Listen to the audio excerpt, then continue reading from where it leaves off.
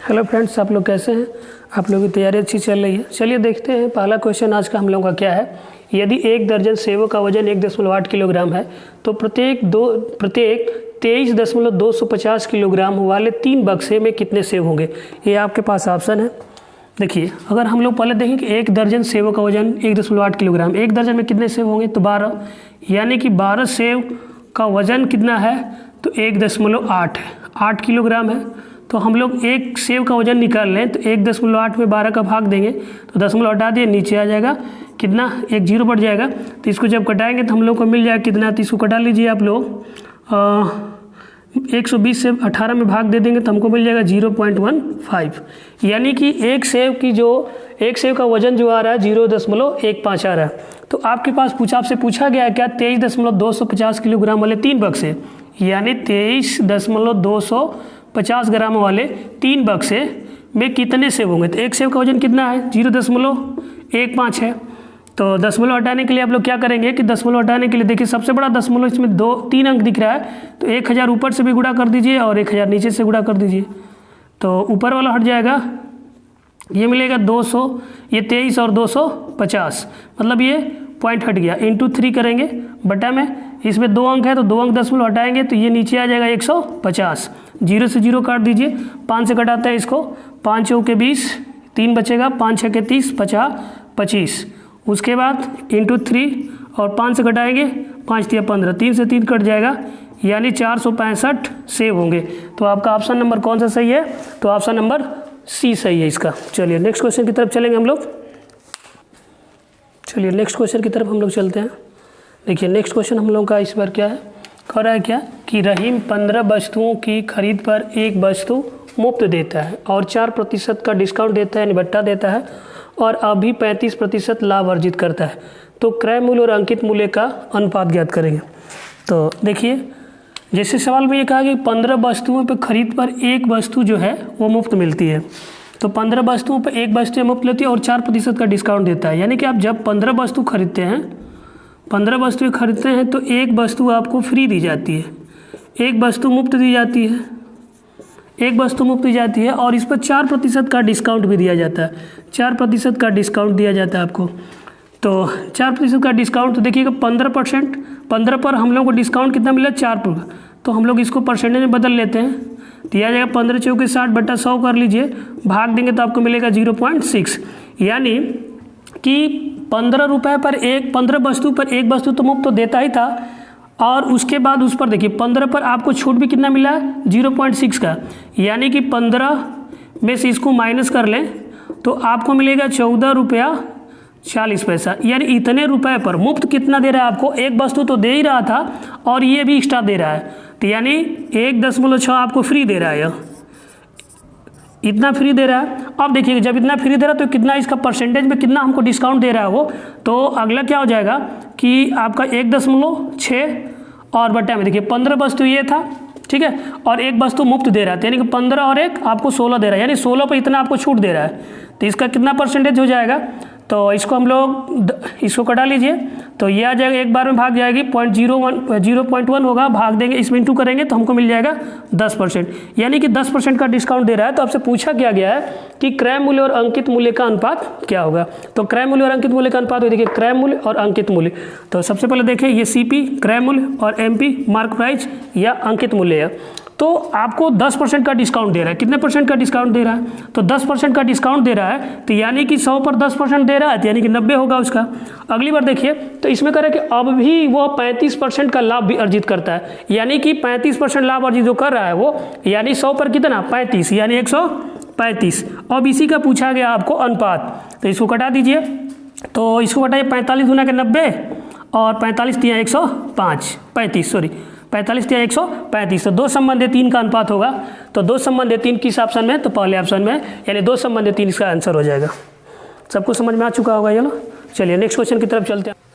चलिए next question हम लोगों का क्या था, देखिएगा नेक्स्ट क्वेश्चन में ये दिया गया है कि दो घड़ियों की लागत 16:23 के अनुपात में थी, और पहली घड़ी की लागत में 10% की वृद्धि की जाती है और दूसरी घड़ी की लागत में 477 रुपये। अब 2 घड़ियों की लागत जो हो जा रही है 11:20 पे। तो शुरू में दूसरी घड़ी की कीमत क्या थी? तो सबसे पहले देखिए दोनों घड़ियों का जो रेशियो पहले दिया गया 16 संबंध 23 का दिया गया, यानी 16 अनुपात आपको दिया गया 23।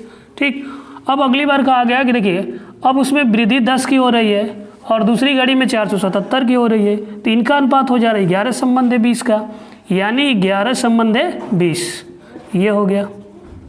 तो मैं इसको 160 कर लेता हूँ, इसको 230 कर लेता हूँ। देखिए मान में कोई अंतर नहीं होगा, इसका फिर अनुपात बनाएंगे तो वही मिलेगा आपको।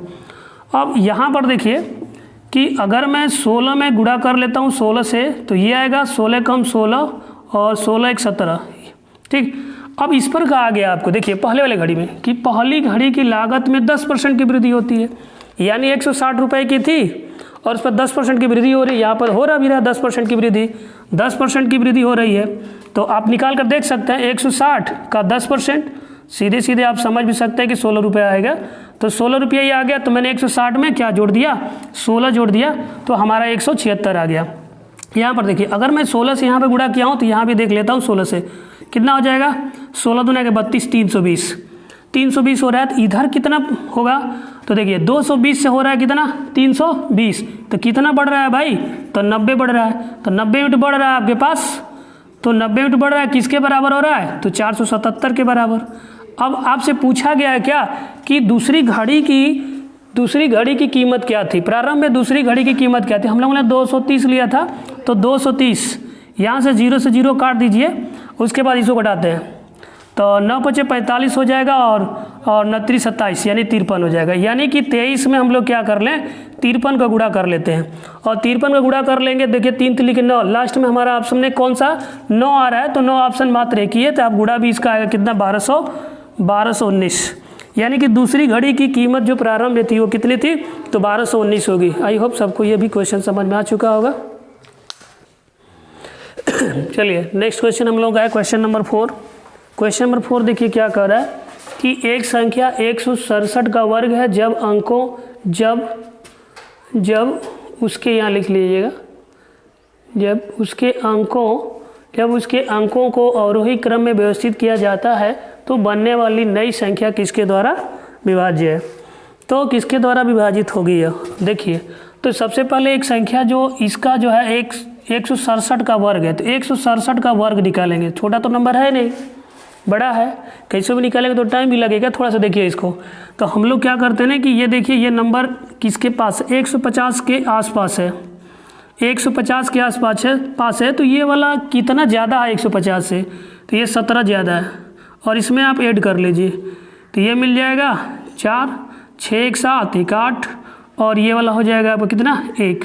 अब आपको देखिए 150 का मतलब होता है कि इसको 1 से 1/2, मतलब ये होगा 3/2। ये है एक रूल, जैसे कहने मतलब कि 100 होता है तो 1 से गुणा करते हैं, 200 के आसपास जो संख्या होती है 200 ऐसे करते जा रहे हैं, तो बीच में देखिए 150 आ रहा है, तो 150 का मतलब 1 है, तो ये 2 है, तो यानी 1 से 1/2, यानी 150 हमको गुणा करना पड़ेगा इसमें।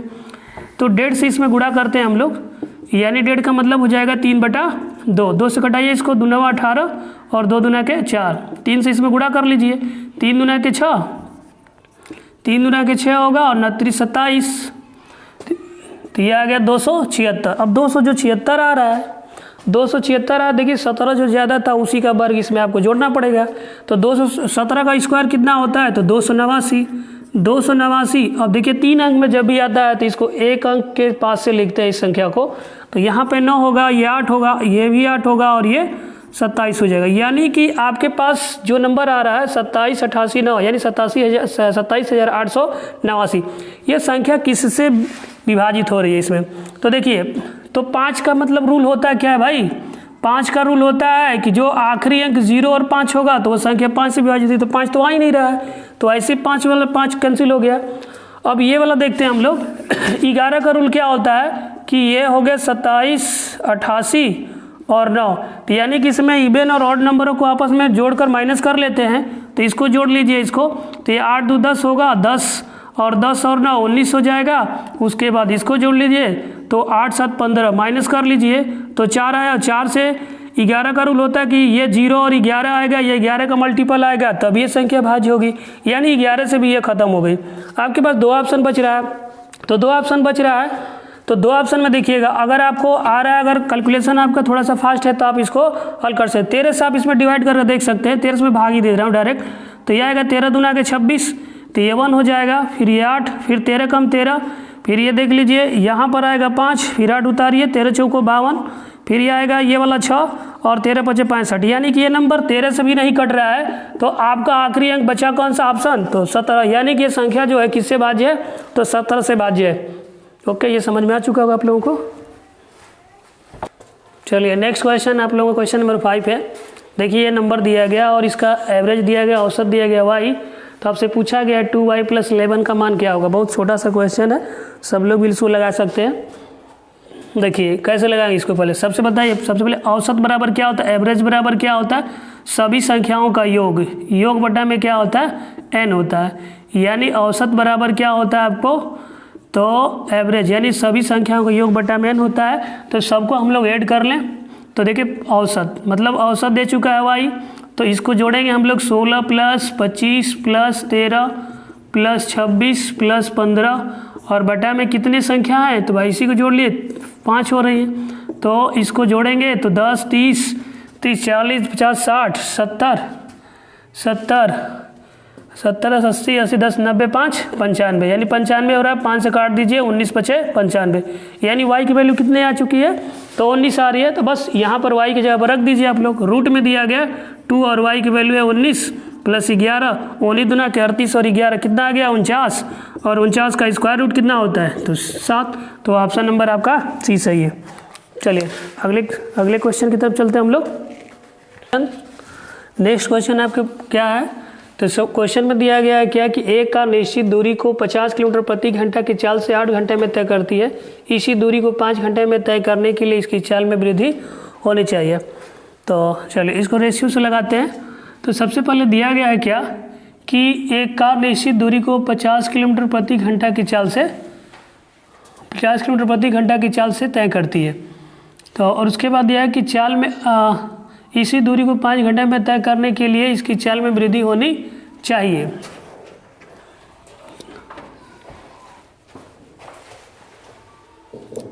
देखिए ये अगला क्वेश्चन आप लोगों का है कि एक कार निश्चित दूरी को 50 किलोमीटर प्रति घंटा की चाल से तय करती है और 8 घंटे में तय करती है। इसी दूरी को 5 घंटे में तय करने के लिए इसकी चाल में वृद्धि करनी होगी।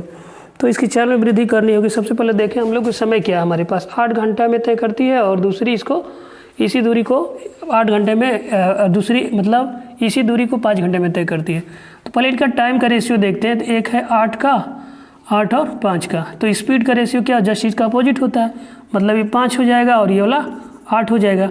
अब आपको क्या दिया गया कि एक कार निश्चित दूरी को 50 किलोमीटर प्रति घंटा, मतलब ये वाला देखिए तो इसकी स्पीड है, तो हमें क्या लगेगा दूरी कितना तय कर सकती है इसकी भाई, तो ये दिया गया है 5 यूनिट का, मतलब ये 50 है, तो कितना गुना है, तो 10, तो इसका कितना हो जाएगा, तो हम लोग क्या करेंगे 10 से गुणा कर देंगे 80। तो इसकी स्पीड में मतलब देखिए इसके लिए इसकी चाल में वृद्धि करने क्या होगी, पहले इसकी कितना थी, तो ये था 50, अब कितना हो गई है 80, यानी वृद्धि कितना हो रही है, तो 30, यानी कि हमारा जो आंसर होगा वो क्या होगा 30 किलोमीटर प्रति घंटा होगा। तो ऑप्शन नंबर सी सही है इसका। अगला क्वेश्चन आप लोगों का क्या है, क्वेश्चन देखिए ये है आपका ट्रिग्नोमेट्री का क्वेश्चन है, मात्र इसको आप 1 से 2 सेकंड में लगा सकते हैं। तो सबसे पहले देखिए ये साइन 30 डिग्री है, कास 54 डिग्री है, कास 54 डिग्री, और ये है कास 36 डिग्री बटा में साइन 54 डिग्री। तो इसको सवाल को भाई देखिए कैसे लगाते हैं। तो दोनों को पहले देखिए ये वाला देख रहे हैं हम लोग कि 36 डिग्री और 54 डिग्री, ठीक ना। तो ये दोनों क्या है ना कि एक दोनों के पूरक हैं, ये दोनों पूरक कोण हो जाएंगे। तो ये आप इसको डायरेक्टली कटा सकते हैं, यानी कट जाएगा, मतलब इनका योग कितना हो रहा है भाई 90 डिग्री हो रहा है। ध्यान देना कि 54 और 36 जैसे आप जोड़ेंगे तो 90 डिग्री होगा, और ये वाला जो है 36 और 54 जोड़ेंगे तो ये कितना हो जाएगा, ये भी 90 डिग्री हो जाएगा। तो इसको मैंने कटाया तो यहाँ 1 आएगा, और प्लस इसको कटाएंगे तो यहाँ 1 आएगा, यानी कि आपका आंसर कितना हो जाएगा, तो 2 आ जाएगा। अगर देखिए आप लोगों को सस्पेंशन लग रहा है कि ऐसा होगा कि नहीं होगा, तो मैं बता रहा हूँ इसको। तो साइन 36 और नीचे वाले को मैं तोड़ दे रहा हूँ, कास मैं इसको तोड़ सकता हूँ किस पर, 90 माइनस 54 पर। तो 90 में से 54 जब घटाएंगे आप लोग तो आपको मिलेगा 36, फिर प्लस ये वाला देखिए, तो कास 36 को मैं छोड़ दे रहा हूँ, और साइन 90 माइनस 54 घटाएंगे तो मिलेगा 36। तो ये देखिए साइन 36 डिग्री बटा में कास 90 माइनस थीटा, कास 90 बदलता है, मतलब ये जितने 90 और 270 क्या होते हैं, एंगल दोनों बदलते हैं, तो कास का क्या हो जाता है, साइन होता है।